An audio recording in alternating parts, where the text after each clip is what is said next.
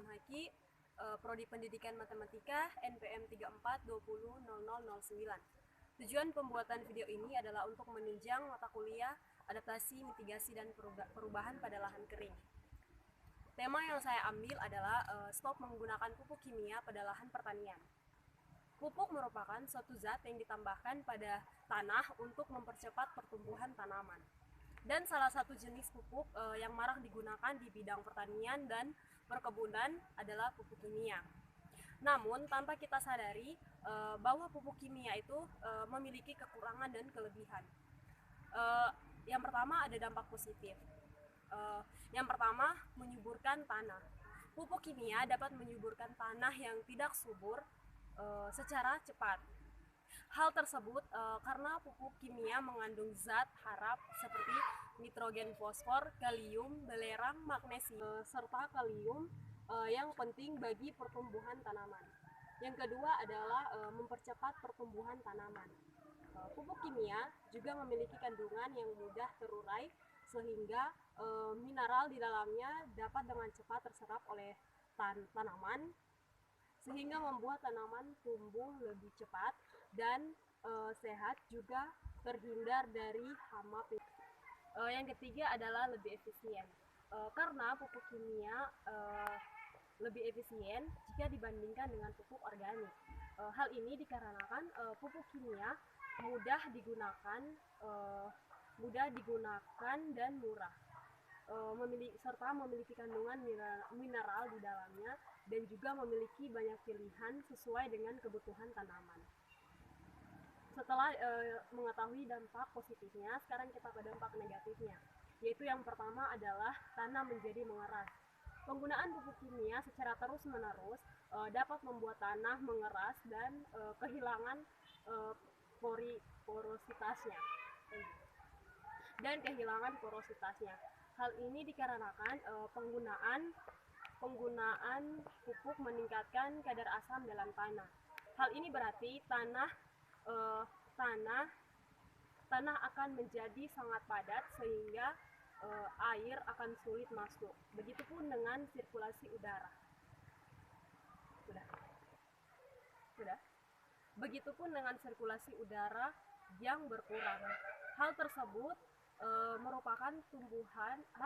mengakibatkan tumbuhan akan kekurangan terhadap pupuk, yang semakin lama semakin mengetahui dampak positifnya.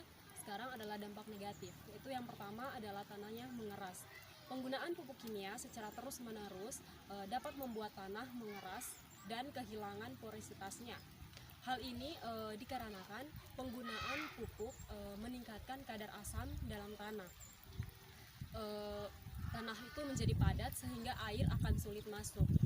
Begitupun dengan sirkulasi udara semakin menjadi berkurang. Hal tersebut membuat tumbuhan akan ketergantungan terhadap pupuk, yang semakin lama semakin merusak tanah tempat pertumbuhan tersebut. Yang kedua adalah pemusnahan mikroorganisme.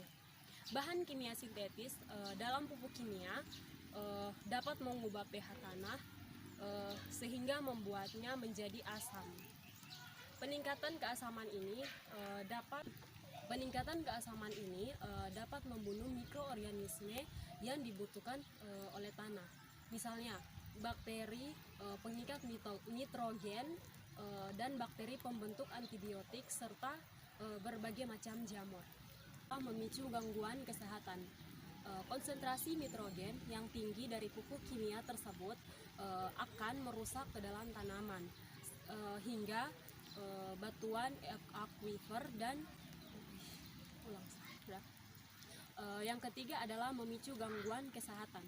Konsentrasi nitrogen yang tinggi dari pupuk kimia tersebut akan masuk ke dalam tanah hingga batuan akuifer dan mencemari pasokan air yang ada di dalam tanah. Selain masuk ke dalam air tanah, nitrogen dapat terbawa pada tumbuhan atau hewan yang dimakan manusia dan dapat menimbulkan berbagai masalah kesehatan. Yang berikut adalah setelah kita mengetahui dampak positif dan negatifnya, yang berikut adalah cara mengetahui penggunaan pestisida, cara mengurangi penggunaan pestisida kimia pada lahan pertanian. Yang pertama adalah penggunaan varietas yang tahan. Penggunaan varietas yang tahan yang dimaksud adalah merupakan langkah preventif untuk mengurangi penggunaan pestisida kimia pada tanaman horti seperti cabai dan tomat. Maka carilah varietas cabai yang tahan atau toleran serangan hama seperti trips, kutu kebul, dan maka carilah varietas cabai yang tahan atau toleran terhadap serangan hama seperti trips, kutu kebul, dan torengan dari serangga penyakit seperti tanaman tersebut menjadi layu dan busuk. Yang kedua adalah pemanfaatan musuh alami. Dalam konsep pertanian organik, musuh alami adalah salah satu instrumen yang digunakan untuk mengendalikan hama. Contohnya pada areal penanaman padi. Pemanfaatan burung hantu sebagai musuh alami hama tikus. Pada tanaman horti seperti cabai, beberapa hewan yang berperan sebagai predator hama seperti kumbang, koksi, semut hitam, dan keduanya adalah musuh alami dari kutu daun. Namun semua ini masih jarang digunakan karena petani cabai Indonesia masih belum sepenuhnya contoh pada areal penanaman padi. Pemanfaatan burung hantu sebagai musuh alami hama tikus.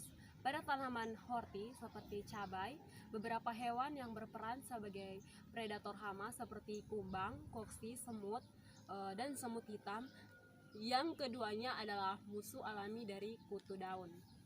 Namun selama ini masih jarang digunakan karena petani cabai Indonesia masih belum sepenuhnya lepas dari pestisida kimia. Yang berikut adalah penggunaan tanaman perangkap dan penghadang hama. Tanaman penghadang hama digunakan untuk menghalau serangan hama dari kutu daun. Contohnya adalah tanaman jagung. Tanaman jagung ditanam di sekeliling tanaman cabai dan hasilnya cukup efektif.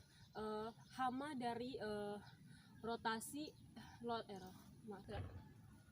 hasilnya cukup efektif. Hama dari lokasi lahan terhalang masuk ke penanaman cabai di sekeliling kita. Selanjutnya tanaman perangkap hama menggunakan tanaman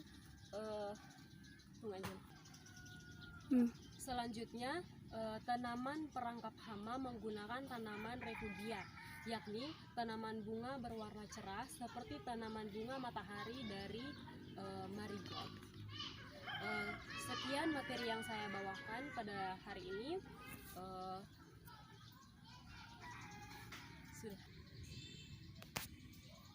Sekian presentasi video singkat saya. Jika ada kesalahan pengucapan, mohon maaf. Terima kasih.